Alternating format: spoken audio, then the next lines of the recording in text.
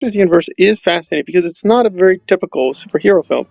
In fact, for its time period, it's very unusual that for a quote superhero film, it's actually very true to its comic book kind of origins and roots. Now, He-Man himself as a cartoon is not based on a comic book, but it's pretty obvious what they're taking cues from. And the film is really fascinating from that angle that it is basically taking the work of Jack Kirby, who essentially, if you want to make it a very short story, between him and Stanley, they essentially created the Marvel Universe. And Kirby all by himself created the New Gods, which is where we get Darkseid, Orion, and a big part of the DC universe. So, from that kind of creative mindset, you'd think this would at least be really fun and thrilling and be rewarding, but you would be wrong. Because I think the problem with He Man is that it sounds really bizarre to say this, but the cartoon was really, really creative.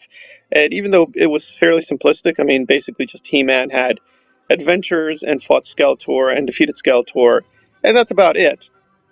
There were a lot of complexities to the way he and Skeletor interacted with one another, and Skeletor was not the plain villain. He actually had a very interesting set of deep ethics and sense of honor, and he'd actually helped He-Man at certain points, usually because some of his schemes backfired and he needed the help, but so be it. But the film tries to go another route entirely. It takes seriously the 1960s aesthetic of the Marvel Comics and bring it up to date into the 1980s, but keep a lot of the naive, goofy nature of it, but not do anything more with it. Whereas a lot of films, even at this time period, are trying to take the superhero genre a little bit more seriously. And so tonally, it just came out at the wrong time with the wrong approach. Because this is the era of Frank Miller, Alan Moore, The Dark Knight, Watchmen, and the more mature attempt at the superhero. And this is kind of going completely backwards. I'd have to say, even in terms of Star Wars, this is way more juvenile. And I actually appreciate that. I do think this is actually not a bad film. There's a lot of things that are going forward, and it has an interesting narrative structure. It begins with Skeletor having actually won the whole battle.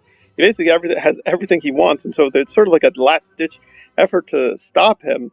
But before the adventure even gets going on Eternia, they do a dimensional jump shift to Earth, and the bulk of the film is on Earth, where He-Man basically tries to figure out, well, what exactly is Skeletor up to? And he essentially just wants this thing called the Cosmic Key. It's about protecting the key from Skeletor, and much of the film is just about the key. It's not even really about He-Man. In fact, He-Man is not in the film all that much to begin with.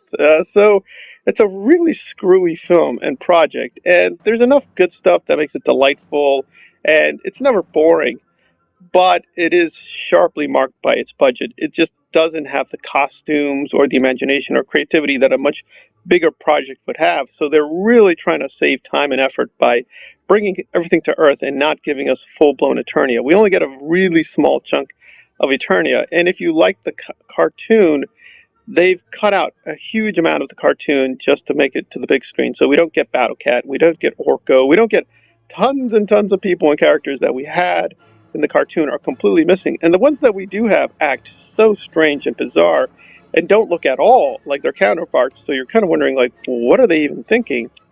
So it's not going to really be for you if you like the cartoon. It doesn't even have the Atom persona. That's completely dropped as well. So for all we know, it's just He-Man. He has a sword. He's very powerful, and that's it. And I actually like Dolph a lot. People think he's stupid. No, he's actually very, very brilliant and intelligent actor. But he's not given much to work with. He just does very simple phrases. It's a very bland, noble superhero type, and that's it. There's not much else. I mean, the great thing about the cartoon is the characters were so fleshed out and they had such personality. But here, they're just kind of blank slates and they're kind of robotic. And even the Courtney Cox character, which I would think would be a little fascinating, her being like shocked or stunned by what is happening, it's just a very kind of plain, everyday heroine who's like, oh, this is an extraordinary situation. Interesting. That's it. The sheer insanity of the whole thing never quite grips you, right? This should really be much more crazy than it really is. But they kind of just play it in a very ho-hum manner, saying, "Oh yeah, that's Skeletor. He has a evil army. We need to defeat him." And it's like, "Oh, okay. I guess that's what we need to do." And so the sheer scope, and when it gets even cosmic, it's you can tell they have good concepts and good ideas, but the script is just not imaginative enough, or it's just too silly on its own face to really ever be reaching its full potential. But apparently, the original script was a little darker and more serious and tried to really ground the mythos in something. But this is just, it's way too erratic, even as a fantasy film, to really do the job. And you can just tell all over the place that a lot of repetitive action, and the special effects are not terrible, but they're just very plain. They're just done, and then it's like they move on. And there's not much creativity to the costumes themselves. So it's a very kind of bland adaptation of He-Man, which you would never think you'd say that, but it's sort of like, even within its own zaniness, it's pretty constrained. So it's a sincere effort. It's not a terrible movie. I would recommend it to sort of get a chunk of 1980 cinema, and it's really fascinating in terms of the evolution of the superhero genre. But onto itself, you're kind of like, this thing could be so much better. And so I feel terrible about giving it a low grade, because it is actually, there's a lot of little charms to it, but except for Frank Langella as Skeletor, and let's put aside, this is not Skeletor from the cartoon, which I think is much superior. He's basically Doctor Doom. He's just a very dramatic, I want to control the universe.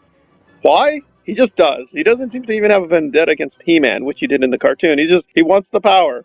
And he gets the power, he becomes all powerful. And you're like, okay, interesting. All right. And supposedly he's supposed to be Darkseid. I don't sense any Darkseid here. This just seems a very weird version of Doctor Doom. And he plays that very well with a lot of gusto. But I actually found him a little annoying and distracting. So even sort of the best part of this is not as attractive as it should be. So I'm giving Masters of the Universe a 6 out of 10. But I would recommend it. It is fun enough that if you don't think too much about the plot, you can just enjoy it at the basic visceral level. But as soon as you do start thinking about it, even at a little bit, the thing is going to collapse and going to be like, woof, this thing needs a lot more work and a lot more rethinking. But it is kind of fascinating in its own terms. All right, thanks for listening.